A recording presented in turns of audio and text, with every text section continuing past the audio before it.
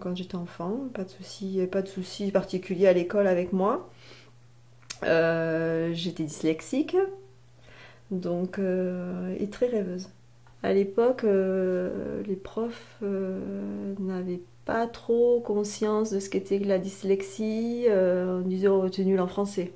Bon, alors que c'était pas ça du tout. C'est qu'on a une façon de fonctionner qui est différente de celle des autres. Et du coup, mes problèmes aussi de concentration me demandaient plus de travail que les autres euh, pour intégrer les leçons et tout ça. Donc j'étais travailleuse. Hein.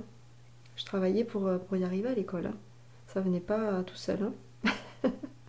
J'avais pas de facilité. Ma soeur avait beaucoup de facilité. Ma soeur réalisait un truc, ça y est, c'était fini. Voilà. Moi, si je photographiais un mot avec une faute, vous pouvez dire que toute ma vie, ce mot, il sera dans ma tête avec la faute. Il fallait que je m'invente des petites choses mémotechniques pour plus faire cette faute.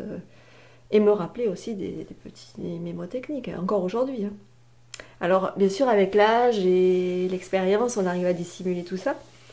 Mais quand on est enfant, c'est très difficile. Bon, maintenant un peu moins. Je vois que ma fille a eu la même chose. Et c'est beaucoup plus pris en considération maintenant dans les études.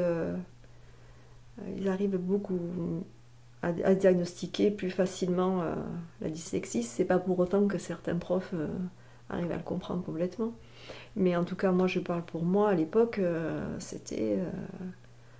Déjà, c'était pas identifié. On me disait t'es nul en français, tu sais pas écrire. J'arrive à prouver aujourd'hui que c'est le contraire, mais je suis fière. Mais ouais, voilà, ça a été.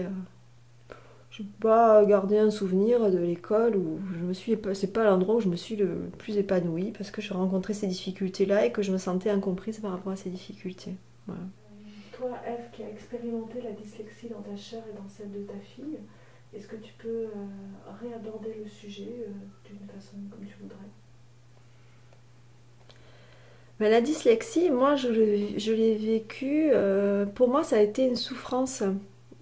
Et ma fille, elle a vécu aussi comme une souffrance. Parce qu'il y a une incompréhension à ce niveau-là.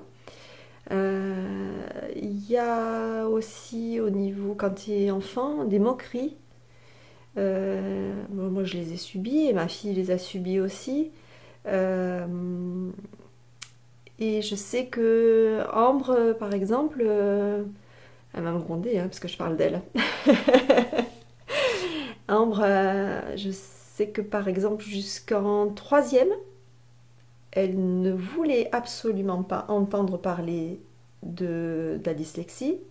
Elle ne voulait absolument pas aller chez un orthophoniste parce que pour elle, elle ne voulait pas qu'on l'assimile à un handicap et d'être différente des autres. Et il a fallu à un moment donné lui faire comprendre que, et elle l'a compris parce qu'elle a mûri et qu'elle a vu l'utilité de l'orthophonie et le fait d'avoir mis un mot sur ce qu'elle pouvait avoir, euh, elle a compris qu'on allait l'aider et que ça l'avait justement aidé à avancer. Et d'ailleurs, je trouve qu'elle a fait énormément de progrès en français. Et maintenant, elle écrit super bien. Enfin, il n'y a pas de souci, quoi. Ça va. Mais alors, la sixième, la cinquième, la quatrième, je la lisais, euh, c'était du petit chinois.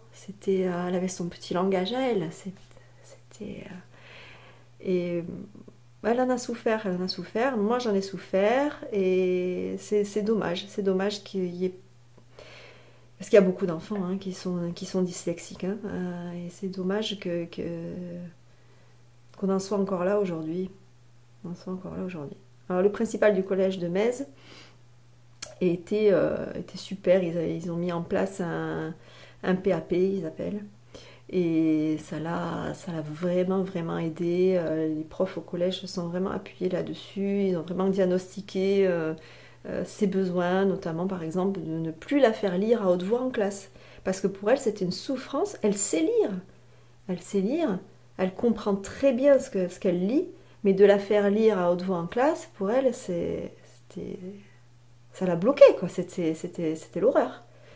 Donc ça, par exemple, voilà, c'est fini. Alors, hop, c'est bon, maintenant Ambre, tu ne liras plus à haute voix en classe. Alors elle arrivait avec ça. Je ne lirai plus à haute voix en classe. Elle était toute fière d'arriver avec ça. Donc on l'a calmée un petit peu de temps en temps parce qu'il ne faut pas non plus exagérer. Mais ouais, ça l'a bien aidé là, ce PAP qu'ils ont mis en place au collège. Ouais. Et puis l'orthophonie, ça a été indispensable pour elle, vraiment. Ouais. Voilà, elle trouvera comme je disais tout à l'heure, des moyens mémotechniques, ses petites béquilles à elle, que ben, moi j'ai dû trouver toute seule, hein, me les chercher pour pouvoir avancer.